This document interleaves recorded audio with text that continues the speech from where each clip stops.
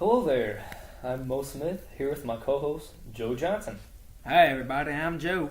And welcome to our weekly podcast, Mo and Joe. We're here every week to talk about the nation's most controversial topics and devote some thoughts upon our listeners. Alrighty, Mo. So how about you get us started on our topic for today? Alrighty, Joe. Today our topic is prison. It does not keep once convicted individuals from committing the same crime again. That's a great topic, Mo. And I think we can also say some sentences for crimes may be too short for some to think that is a bad punishment. Well, Joe, to go on about the shortness of sentencing of certain crimes, a staggering statistic comes up. According to DailyMail.com writer Hugo Guy, more than 80,000 crimes a year are committed by prisoners who are released from jail after less than just a year.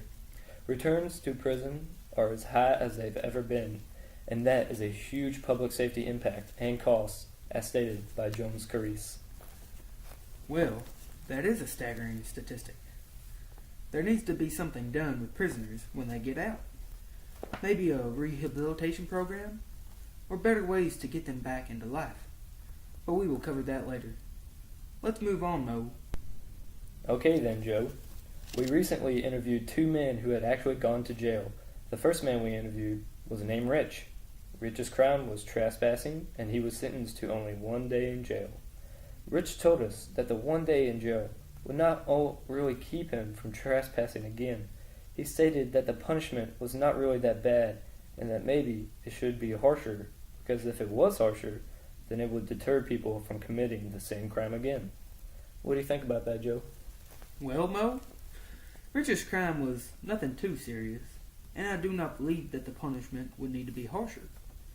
But if people think that a punishment is not bad or harsh enough, then they will commit it again. This kind of example can be taken over to more brutal crimes such as sexual assault or even murder. Yes, I agree.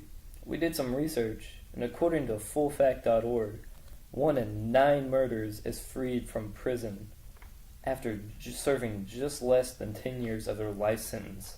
So with this statistic, many murderers who deserve to be in prison get out before their life sentence. This happens often. Many of them feel that the punishment was not anything serious and they can do it again. So if time in prison does not keep these individuals from doing it again, then what should happen, Joe? Well, Mo, according to David Gerlander, we should execute murderers in order to make a communal proclamation that murder is intolerable.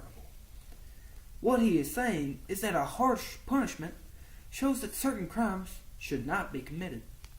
Maybe our society has gotten too soft, and people think that the punishment for these crimes is not enough. Well, I do agree with you, Joe. Some very good points you got there. Now let's move on to our second man we interviewed.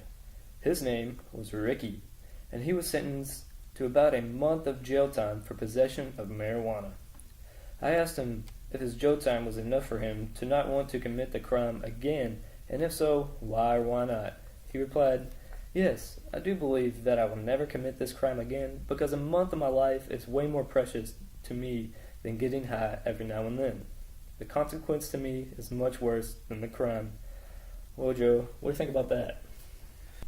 Well, Mo, some people learn their lesson through hard time, but the statistics from earlier show that most convicted individuals that are released without more than a year in jail will commit the same crime again, or even worse. Well, Joe, I think you gotta look at the individual person and their background. Some people come from harsh backgrounds, so they have no choice. There needs to be more supervision on these convicted individuals, and they should have some support once out of jail so they don't make the same mistake twice. Rehabilitation programs should also be provided in prisons in order to ease the convicted individual back into normal life without committing more crimes. And according to Richard Harding, prison-based rehabilitation programs can reduce post-release reoffending rates amongst some offenders. If this is true, then our system needs to jump on it and provide rehabilitation programs to every prison. This is very true, Mo. I do think that the prison system should integrate effective ways to help convicted individuals that get out of prison not to come back. Rehabilitation programs have been a big difference maker. Programs such as Alcoholics Anonymous have demonstrated an impressive record of success, according to Anthony O. That's right, Joe. And if more rehabilitation programs were to be established along with greater sentencing time for certain crimes, prison would effectively do its job and keep people out, and also keep them from committing the same crimes again.